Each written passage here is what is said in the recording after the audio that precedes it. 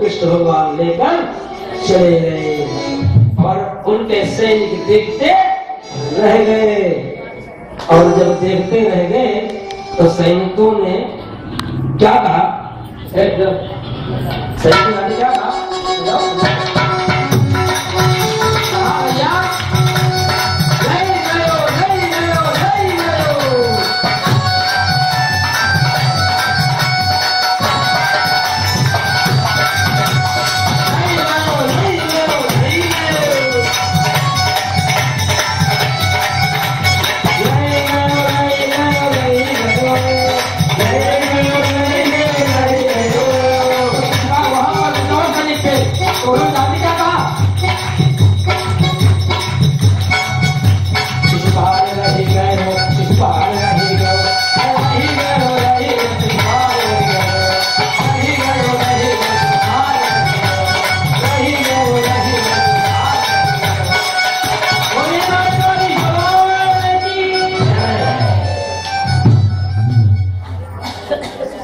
कल इस कथा का आखिरी दिवस है।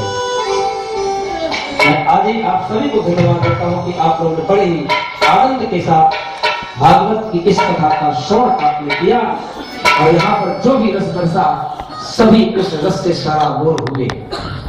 लेकिन अभी एक रस बाकी है जो कि इस कथा का जो सबसे अंतर्नाद का रस है और वो है होली गीत।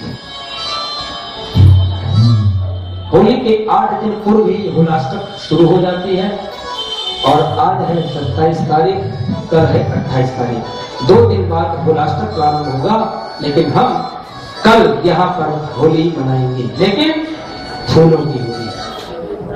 सभी लोग अपने घर से पुष्प लेकर आएंगे। कथा के समापन के बाद हम सभी होली मनाएंगे, होली नृत्य भी करेंगे, लेकिन कथा के समापन के पश्चात। आप लोग आज भी थोड़ा विलंब से ही हो रहा है क्योंकि आप लोग 2 बजे यहाँ पर कोई नहीं रहता और मैं 1:30 बजे आ जाता हूँ। तो अगर आप लोग से निवेदन है कि अगर 2 बजे आप लोग आ जाओ तो कल कथा का पूरा आनंद आपको मिले। मैं कथा के प्रसंगों को समय के अभाव के कारण प्रसंग को काफी छोटा करता हूँ और मैं सुनाना बहुत चाहता हूँ, लेकिन जिन प्रसंगों में मैं गहराई देना चाहता हूँ, उनको विस्तार देना चाहता हूँ, तो समय अभाव के कारण मैं उनको विस्तार नहीं दे पाता और एक लाइन में ही उस कथा को कह के मैं आगे बढ़ जाता हूँ। लेकिन कुछ ऐसे महत्वपूर्ण प्रसंग होते हैं जिनको विस्तार देना होता है, क्योंकि हम महत्वपूर्ण प्रसंगों को हम छोड़ देंगे तो आप लोगों को कथा का जो भाव है, जो रस है, उस रस से आप वंचित हो जाओगे। और यहाँ पे रस से वंचित कराने के लिए नहीं, रस से सराबोर करने के लिए हम आपके समक्ष हैं। इसलिए कल कथा का अंतिम दिन है, कल प्रभु का परधाम गमन भी होगा और जो प्रश्न छूटे हैं प्रथम दिवस की कथा में जो मैंने बताया था कि 11वें स्कंद में 24 गुरुओं की कथा दत्तात्रेय के, इसके प्रश्न का उत्तर आपको 11वें स्कंद में सुखदेव जी महाराज परीक्षित को सुनाएंगे और हम आपके सामने आपके पुत्र के रूप में, आपके भाई के रूप में, आपके सखा के रूप में आपको हम श्रवण कराएंगे। और इन्हीं के साथ आप लोग आरती करें और आरती करके प्रसाद लेकर अपने घर को जाएंगे और समय से कल पुनः आएंगे।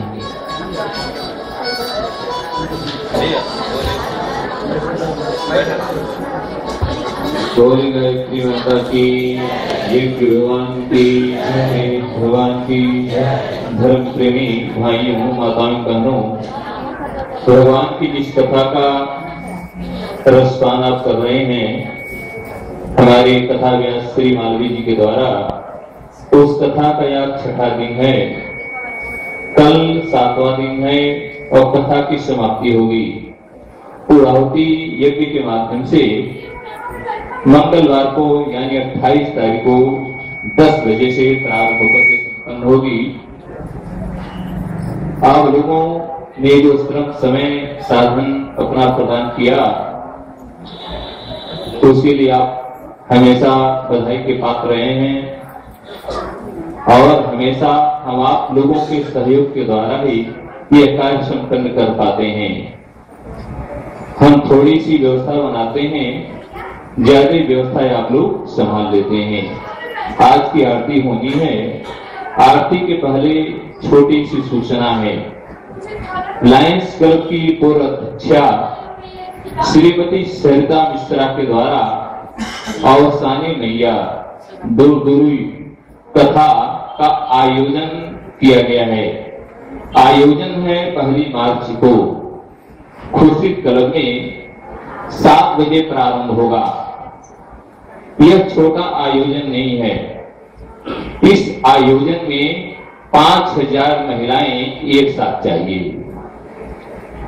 7, 11, 14 जो भी इकट्ठा किया जाता है उसको इकट्ठा करने में तो काफी मशक्कत करनी पड़ती है। सहेलियों के यहाँ, बहनों के यहाँ सूचना देनी पड़ती है और 5000 महिलाएं चाहिए एक साथ है। यह कठिन कार्य है। यह अकेले नहीं हो सकता है।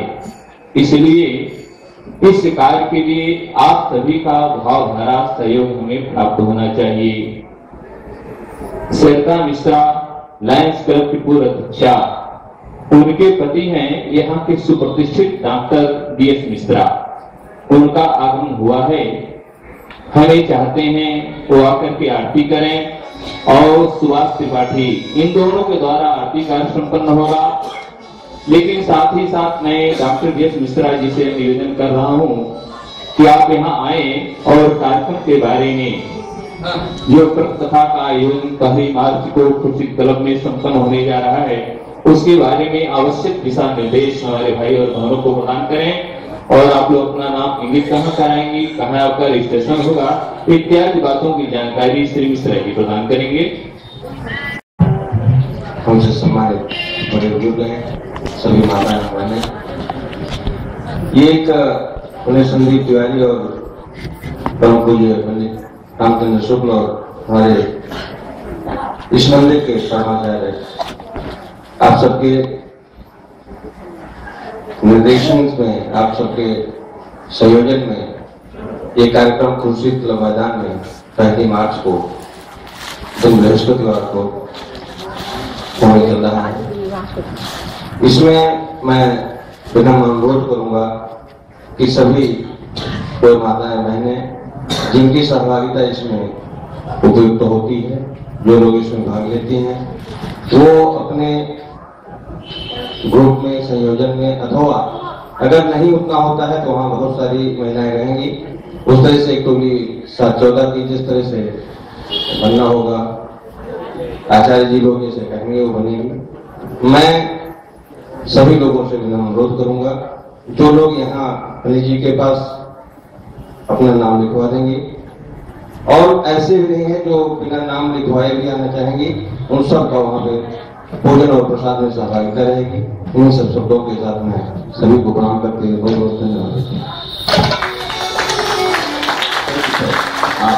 आरती के लिए आरती दो थालियां लगेंगी आरती के लिए। आलू